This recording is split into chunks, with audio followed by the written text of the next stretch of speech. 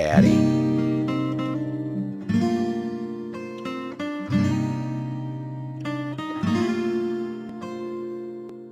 Grandpa and Grandma Branham with Uncle Donnie and Aunt Dolores. The Branham boys in a swimming hole. Doc and Jesse in the water. Charles, Henry, and Donnie on the bank.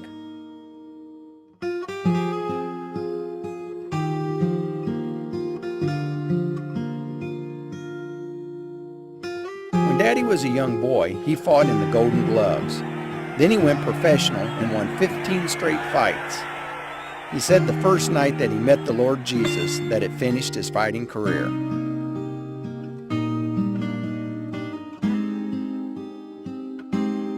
I love the story Daddy told about this picture of him killing a bear with his knife.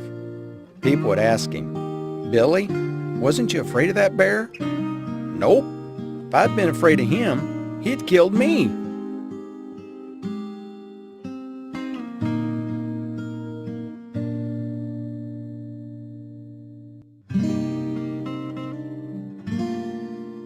Sister Hope. When Daddy was about 23 or 24 years old, he met Hope. He said she was a very lovely Christian girl with a sweet, humble character. Daddy and Sister Hope on their honeymoon. The young man with Daddy and Sister Hope is her brother. If you look real close, you'll see the gun that is tucked in Daddy's pants. In other words, don't mess with me. My big brother is born September 13th, 1935.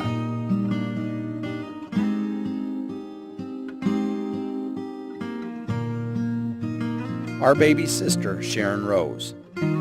Dad said he couldn't call her Rosa Sharon, so he'd just call her Sharon Rose. One day I'll see her, and she'll be a beautiful young woman. My mom, Mita Marie.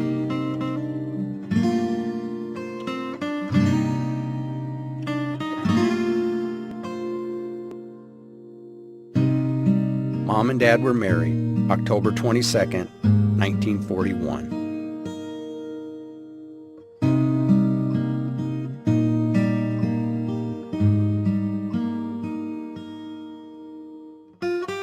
Mom used to tell me all the time, I never knew any difference between Billy and you kids. He always seemed like my own baby.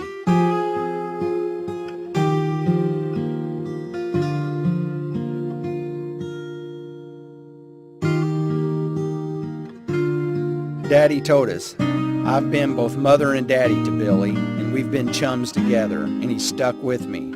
So everywhere I go, I take Billy.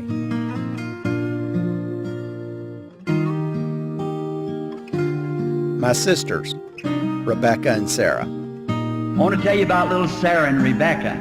So the next morning I couldn't sleep, and I got up, was sitting in the chair, and after a while, Becky being the oldest, she had longer legs than Sarah, and so Becky come running, woke up, jumped out of bed, not waking her little sister up, and here she come through the house running as hard as she could. She's saying, "Daddy, Daddy."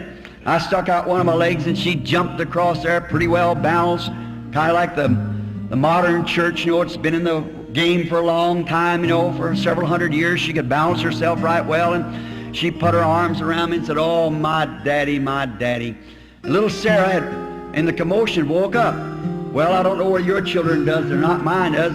The younger one gets the hand-me-downs. And so Sarah had on Becky's pajamas, feet about that much too long, you know, and here she come, little bitty short fella, falling, stumbling, and she got there a little late. So Becky turned around and said, "Sarah, my sister, I want to tell you something." She said, "I was here first, and I have the monopoly, so I've got all of Daddy, and there's none left for you."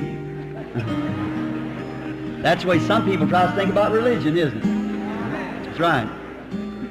And poor little Sarah, she dropped her little lip, her little black eyes looked up at me, and she started to cry. And Becky had her cheek against mine, hugging me. I love her.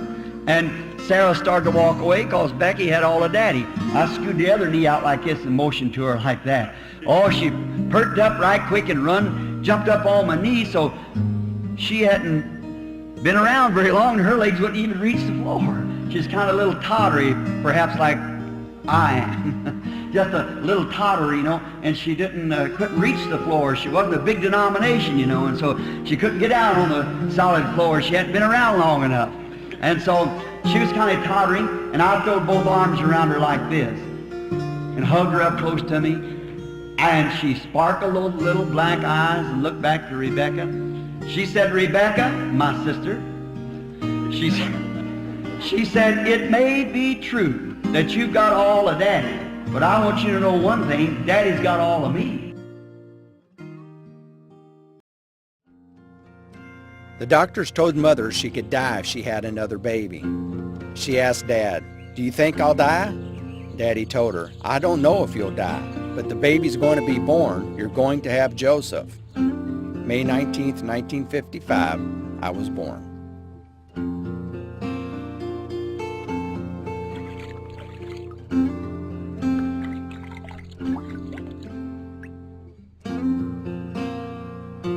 Isn't Mother's hair beautiful?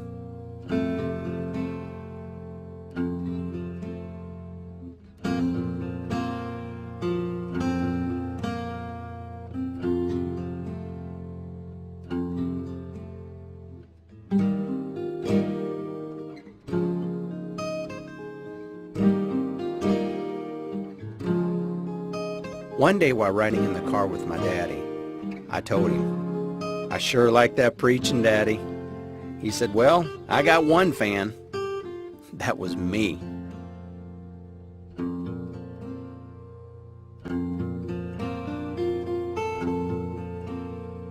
Lois become a Branham.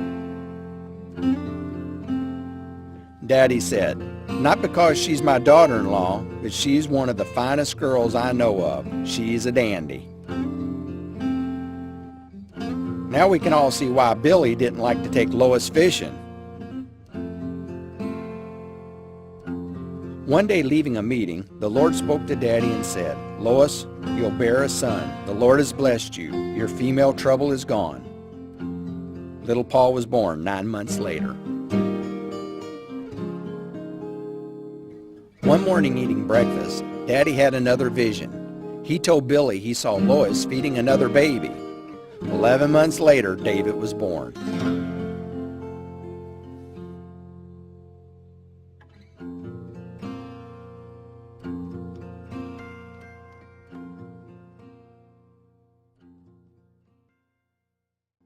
Daddy told us Jesus had a sense of humor.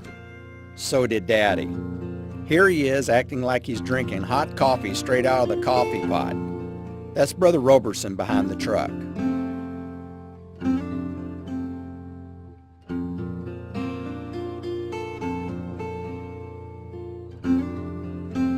I bet he saw his daddy doing something like that.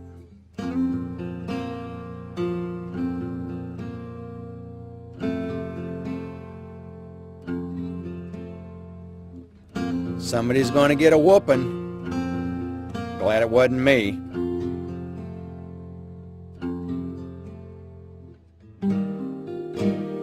Draw, partner.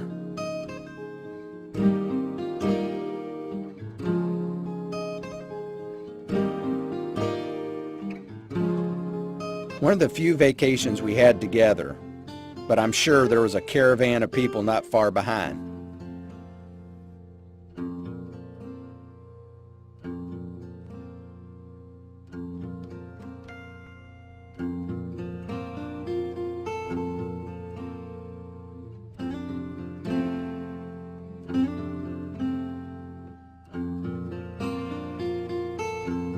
Daddy giving a toast at Christmas dinner. You see, I had to sit close to Mom so I'd behave myself. George become part of the family.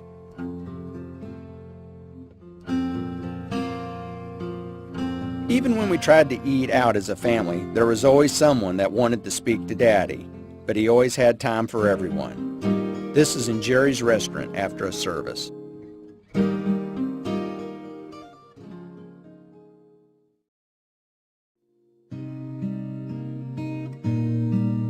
Sweethearts.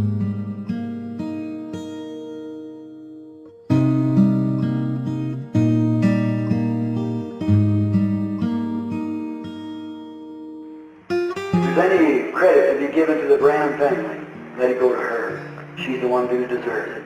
She stands between me and the public, 37 years old, almost completely white-headed. And a real mother, sweetheart, wife. I trust that all of you boys, when you get married, you get a wife like God gave me. And I'm so happy for her and my children, Billy Paul, little Rebecca, Sarah, and little baby Joseph. We greet you all, and we thank you for your kindness.